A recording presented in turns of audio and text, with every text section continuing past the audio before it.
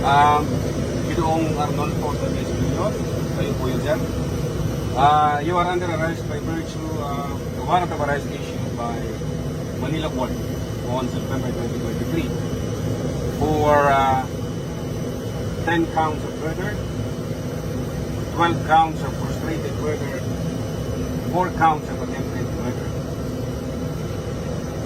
In addition to that, in 2024, a warrant of arrest was also issued against you by the Dumaguete Court for murder, for illegal possession of explosives, for illegal possession of firearms, and for the Terrorism Financing Prevention and Suppression Act. Ginoong Arnolfo Teves Jr., kayo po ay may karapatan malaman ng iyong karapatan. At ito po ang mga sumusunod. Kayo ay may karapatan tumahimik.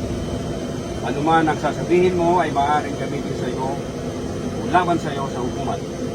Kayo ay may karapatan kumuha at umili ng abogado.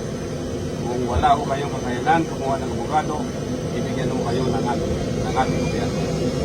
Naiintindihan niyo po ba yung mga karapatan na yun? Sure. Thank you po.